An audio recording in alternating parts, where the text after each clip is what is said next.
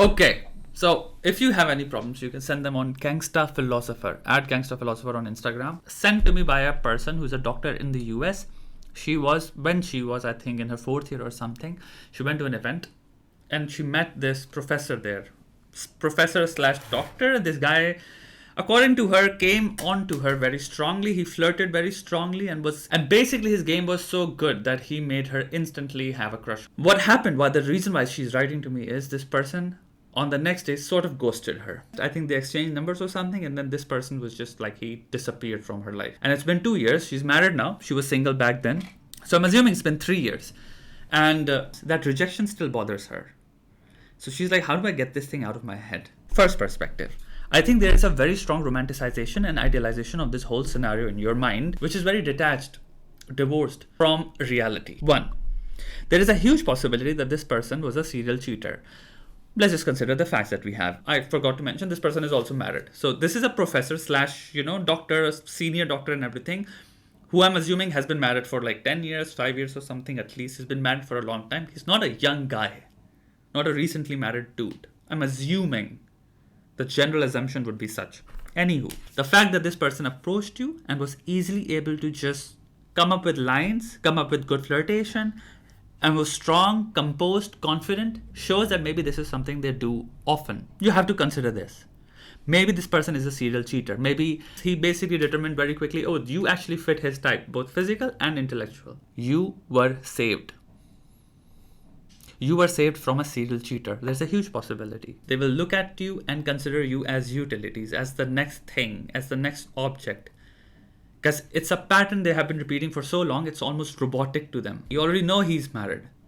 So this person has no problem in betraying human beings. There are no big moral conundrums, big, cartwheels and somersaults happening in his mind in which he has to readjust his entire moral structures.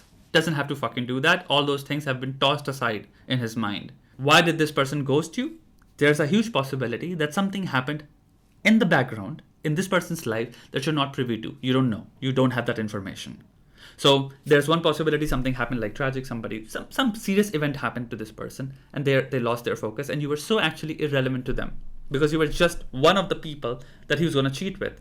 And he already looks at these kind of people as just objects and utility as next thing, next toy that he was going to just play with, next dose of satisfaction or pleasure for his indulgences. So he just ignored, he forgot. Second, let's just say his wife found out something. He had to deal with that, therefore he was like, oh yeah, plans changed. Whatever happened in the background is the best thing or one of the best things that have happened to you because it saved you from an alternative scenario in which this person would have sucked your soul.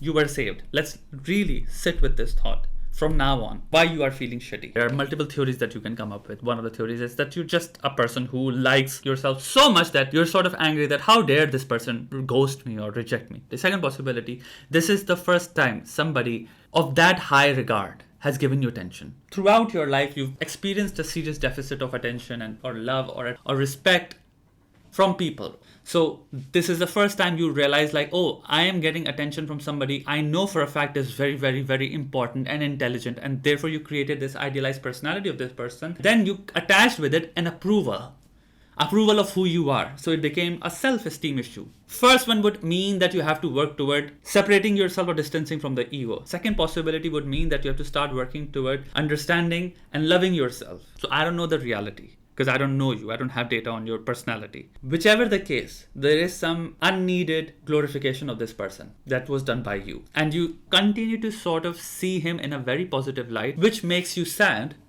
that, oh, this great person did not like me for whichever reason. And you're placing the entire blame on yourself. So you have to shift this entire narrative from self-blaming to gratitude. Thank God it didn't happen. What we do is we tend to readjust the reality of things. We have strong bias. So your strong bias is, oh, I would have actually liked to be in a relationship with this person. So what I'm going to do is I'm going to transform the reality according to how it benefits me.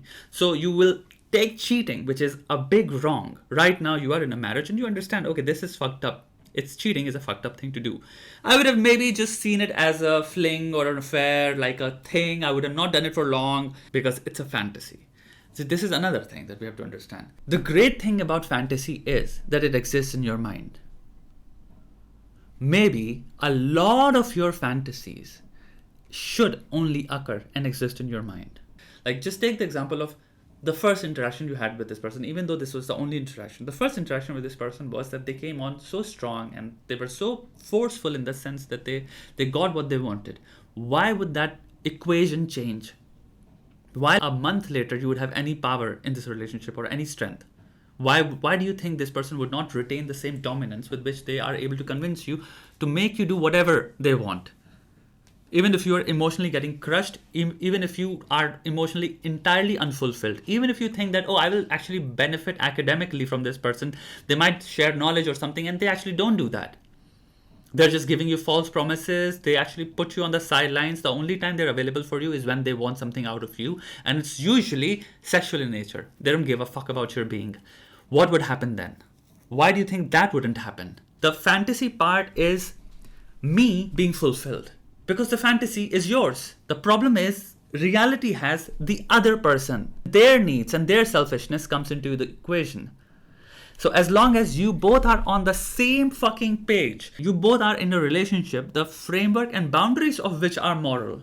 For example, you are in a marriage and you do some, whatever you do, let's just say some role plays or some talk or whichever fantasies you want to enact, you do that in the sanctity of your bedroom. They're going to be fine.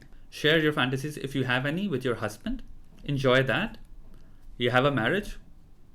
Good for you. This thing that could have been, you got saved. You really need to change the narrative in your mind. Be glad. You don't know who this fucking person was.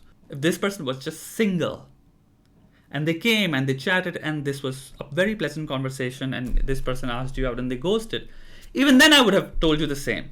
You don't have data. You don't know what the fuck happened in their lives because they were actually nice to you, which means that if they were interested. But in this particular situation, this person is actively in that very moment practicing or enacting cheating. Maybe they realized the next morning that this was wrong and they backed off. Change the fucking narrative. And those things that are making you feel that, oh, it has something to do with you, find the source. That is where you have to work. So if it is just ego, that's what you need to work on then. If I don't win in all situations of my life, my ego will just put me down. It's going to work against me. Second, if it is that, oh, I need the approval of this giant authority, then that's a problem too. Because you will create a loop or a pattern in your life in which wherever you find an authority, wherever you find this idealized figure, you're going to attach yourself to receive their approval. That's the thing. That's the thing you need to solve.